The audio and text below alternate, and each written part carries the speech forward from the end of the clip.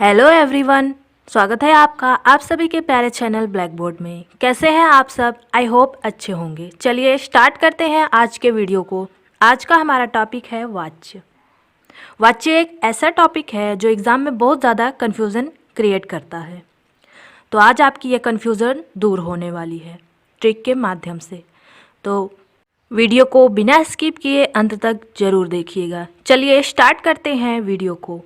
वाच्य वाच्य क्या है? वाच्य जो है ये वाक्य का ही अंग है। किसका अंग है? वाक्य का अंग है। ध्यान रखिएगा, वाच्य क्या है? वाक्य का अंग है। अब इसकी परिभाषा देखिए, जिससे यह पता चलता है कि वाक्य में कर्ता प्रधान है या कर्म प्रधान है या क्रिया प्रधान है, उसे वाच्य कहते हैं। यानी जिसके द्वारा यह पता चले कि वाक्य में कर्ता, कर्म या भाव यानी क्रिया में से किसकी प्रधानता है, तो वही वाच्य कहलाता है। चलिए अब इसके भेद जानते हैं। वाच्य के कितने भेद हैं? 3 भेद हैं। कौन कौन से? कर्तृवाच्य, भाववाच्य और कर्मवाच्य। कर्तृवाच्य में किसकी प्रधानता होती है? कर्ता की। भाववाच्य में किसकी प्रधानता होती है? भाव की। और कर्मवाच्य में किसकी प्रधानता होती है? कर्म की। ये पॉइंट ध्यान रखिएगा, एग्जाम में कभी कभी पूछा जाता है कि किस वाच्य में किसकी प्रधानता होती है।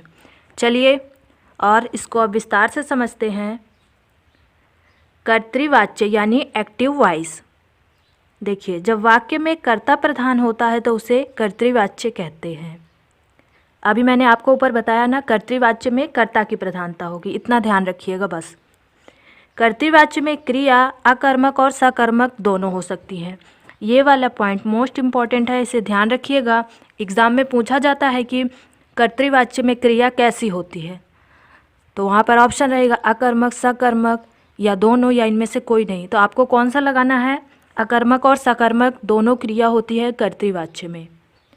अब इसके एग्जाम्पल देखिए, जैसे लड़का टोपी खरीदता है। अब ये आपको एग्ज़ाम में दे दिया गया, तो आप इसे कैसे पहचानेंगे? देखिए ट्रिक, देखिए इसकी क्या है। ट्रिक है कौन। जब कर्तृवाच्य पूछा जाए तो वहाँ पर आपको कौन लगाना है। अब लगाइए यहाँ पर, लड़का टोपी खरीदता है, तो प्रश्न कीजिए कौन टोपी खरीदता है। तो आंसर मिल रहा है ना लड़का, तो लड़का क्या है? लड़का है कर्ता, यानी यहाँ पर कर्तृवाच्य है। इस प्रकार पता चलेगा कि यहाँ कर्ता की प्रधानता है। कौन लगाकर प्रश्न कीजिएगा, आपको आंसर मिल जाएगा। तो कर्तृवाच्य नहीं मिलेगा तो दूसरा कोई वाच्य होगा, उसे आगे समझेंगे। और देखिए अगला, मीना पुस्तक पढ़ती है। अब यहाँ पर भी अपनी ट्रिक लगाइए, कौन पुस्तक पढ़ती है? आंसर मिल रहा है ना, मीना पुस्तक पढ़ती है, तो ये भी कर्तृवाच्य है। मीना यहाँ कर्ता है और इसी की प्रधानता है, तो ये कर्तृवाच्य है। अगला है राम जाता है। यहाँ पर भी देखिए कौन प्रधान है? राम प्रधान है। प्रश्न कीजिए कौन जाता है? राम जाता है, तो राम यहाँ कर्ता हुआ, तो राम प्रधान है, यानी यहाँ इस आधार पर कर्तृवाच्य है। अगला है कर्मवाच्य यानी पैसिव वॉइस। जब वाक्य में कर्म की प्रधानता हो तो उसे कर्मवाच्य कहते हैं। कर्मवाच्य में किसकी प्रधानता होती है? कर्म की। ध्यान रखिएगा, कर्मवाच्य में क्रिया सकर्मक होती है। अब आपसे क्वेश्चन पूछा गया कर्मवाच्य में क्रिया कैसी होती है, तो आंसर होगा कर्मवाच्य में क्रिया सकर्मक होती है। इसे भी ध्यान रखिएगा, इम्पॉर्टेंट है, एग्ज़ाम में क्वेश्चन बनता रहता है। एग्जाम्पल देखिए, जैसे पुस्तक पढ़ी जाती है। अब इसके लिए ट्रिक क्या है? यहाँ पर हम ट्रिक अप्लाई करेंगे, किसके द्वारा। अब क्वेश्चन कीजिए किसके द्वारा पुस्तक पढ़ी जाती है। अब आप यहाँ सोच रहे होंगे कोई आंसर तो मिल नहीं रहा। आंसर मिल रहा है ना, प्रश्न कीजिए किसके द्वारा पुस्तक पढ़ी जाती है। दिखाई नहीं दे रहा, लेकिन आंसर है किसी के द्वारा है पुस्तक पढ़ी जा रही है, यानी यहाँ पर कोई है। तो कोई है और पुस्तक यहाँ पर प्रधान है, कोई है, नाम ही कोई ले लीजिए, जैसे राम, राम के द्वारा पुस्तक पढ़ी जा रही है। तो इस तरह आप ध्यान रख सकते हैं कि हमें इसका आंसर दिखाई तो नहीं देगा, लेकिन उसका आंसर होगा। अगला देखिए, दूसरा समझिए, लेख लिखा जाता है। अब यहाँ भी प्रश्न कीजिए किसके द्वारा लेख लिखा जाता है। कोई है ना जिसके द्वारा लेख लिखा जा रहा है, राम के द्वारा या श्याम के द्वारा लेख लिखा जा रहा है। तो इस तरह प्रश्न करने पर आपको आंसर मिल जाए तो वह होगा कर्मवाच्य। और प्रश्न किससे किया जाएगा? किसके द्वारा से प्रश्न किया जाएगा। अगला देखिए, गीत गाया जाता है। किसके द्वारा गीत गाया जाता है? श्याम के द्वारा गीत गाया जाता है। यहाँ भी आंसर मिल रहा है, गीत है प्रधान, लेकिन आंसर मिल रहा है किसके द्वारा गीत गाया जाता है? श्याम के द्वारा गीत गाया जाता है। तो इस तरह आप प्रश्न करेंगे, आपको यहाँ पर आंसर कभी कभी दिया भी रहता है। जैसे अगला एग्जाम्पल देखिए, कवियों द्वारा कविताएं लिखी गई हैं। किसके द्वारा कविताएं लिखी गई हैं? यहाँ पर दिया है ना, कवियों द्वारा कविताएं लिखी गई हैं। तो कभी कभी दिया रहता है और कभी कभी नहीं दिया रहता, तो आपको समझना पड़ेगा।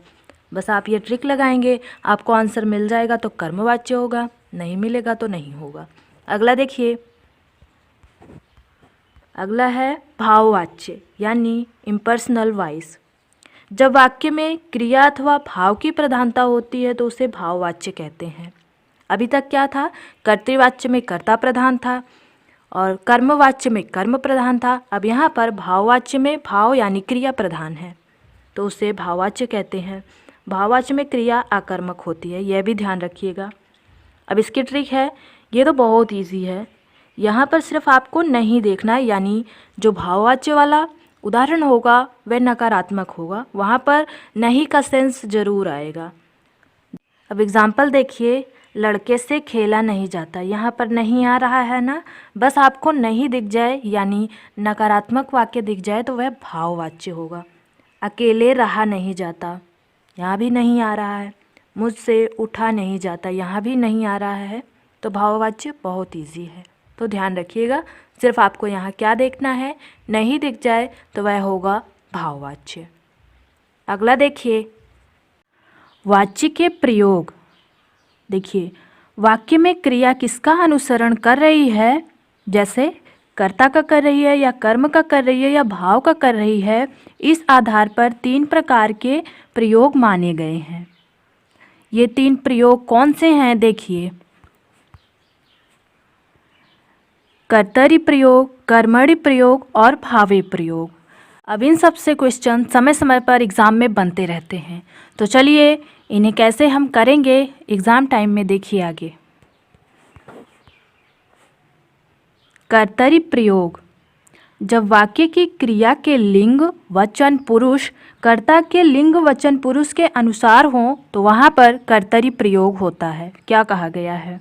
क्रिया के लिंग वचन पुरुष कर्ता के लिंग वचन पुरुष के अनुसार हो तो वहाँ पर कर्तरी प्रयोग होता है। देखिए, जैसे मोहन घर जाता है। अब यहाँ पर मोहन करता है और जो क्रिया है वह जाता है। तो मोहन पुल्लिंग है ना, तो क्रिया भी क्या है? पुल्लिंग है। मोहन एक वचन है तो क्रिया भी क्या है? एक वचन है।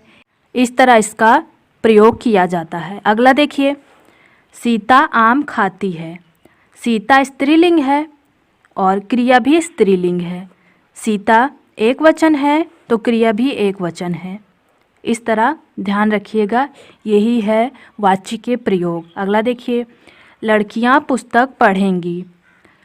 लड़कियां हो गया स्त्रीलिंग, पढ़ेंगी भी हो गया स्त्रीलिंग। लड़कियां बहुवचन है और पढ़ेंगी भी बहुवचन है।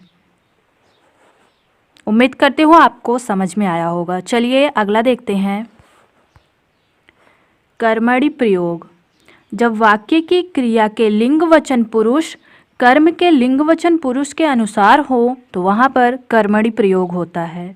अभी कर्तरी प्रयोग में क्या था? क्रिया के लिंग वचन पुरुष किसके अनुसार थे? कर्ता के अनुसार थे। अब यहाँ पर कर्मणि प्रयोग में क्या है? क्रिया के लिंग वचन पुरुष कर्म के अनुसार होंगे। देखिए कैसे, सिंपी ने गीत गाया। अब सिंपी तो एक लड़की है यानी ये स्त्रीलिंग हुआ, तो यहाँ पर क्रिया जो है वह गाया क्यों आई? तो वह गीत के अनुसार आई है। गीत स्त्रीलिंग है। लिंग के लिए ट्रिक लगाइए, जैसे मेरी गीत। मेरी गीत सही होगा? नहीं होगा, मेरा गीत सही होगा ना। तो यह गीत जो है ये पुल्लिंग है, तो इसलिए क्रिया भी पुल्लिंग है। लेकिन यहाँ पर कर्ता स्त्रीलिंग है तो उसके अनुसार यहाँ पर क्रिया नहीं हुआ है। किसके अनुसार हुआ है? कर्म के अनुसार हुआ है। अगर आपने अभी तक लिंग वाला वीडियो नहीं देखा है तो चैनल की प्लेलिस्ट में जाकर वो वाला वीडियो देख लीजिए। उसमें मैंने इजी ट्रिक के माध्यम से बताया है कि कैसे पहचानेंगे लिंग को। अगला देखिए, राहुल ने कई पत्र लिखे। राहुल पुल्लिंग है, लिखे भी पुल्लिंग है, लेकिन राहुल तो एक वचन है ना, एक ही है राहुल। यहाँ पर लिखे बहुवचन आ गया, बहुवचन आ गया। तो ये किसके अनुसार आया है? ये जो कई पत्र हैं, कई पत्र जो है ये कर्म है, तो ये इसके अनुसार आया है। कई पत्र बहुवचन है तो लिखे भी बहुवचन के अनुसार ही हुआ है।